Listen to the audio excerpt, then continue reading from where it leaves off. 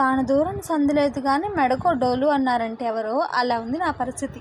అసలు ఏం జరిగిందో చెప్పే ముందు మన వీడియోని ఎవరైనా ఫస్ట్ టైం చూస్తున్నట్టయితే ప్లీజ్ సబ్స్క్రైబ్ చేసుకోండి. అసలే యూట్యూబ్ వీడియోస్కి ఎడిటింగ్ చేయడానికి టైం సరిపోవట్లేదని నేను ఏడుస్తూ పొద్దున్న లేసి మా వారిని ఆఫీస్కి పంపించి మా పాపను స్కూల్కి పంపించి చిన్న పాపని పడుకోబెట్టేసి పనులన్నీ కంప్లీట్ చేసుకొని ఎప్పుడైతే టైం దొరుకుతుందో అప్పుడు యూట్యూబ్లో ఎడిటింగ్ చేసుకుందామని నేను చూస్తుంటే దొరికిన కొంచెం టైంని కూడా మింగేయడానికి వచ్చింది మా పక్కింట ఆమె. ఎప్పుడో రైస్ బ్యాగ్ కొనిందంట, దానికి ఒక గులాబ్ జామ్ ప్యాకెట్ ఫ్రీగా వస్తే దాన్ని ఎలా చేయాలో తెలియక నా దగ్గరకు తీసుకొచ్చింది, ఇలా నాకు చేసి ఇవ్వమని చెప్పి.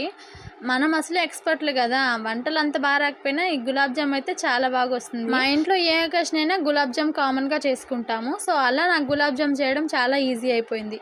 ఇంకా ఆమె అడిగిన తర్వాత కాదంటామా, సర్లే అని స్టార్ట్ చేశాను. ముందైతే పాకం కోసం నీళ్ళు స్టవ్ మీద పెట్టి పిండి కలపడం స్టార్ట్ చేశాను.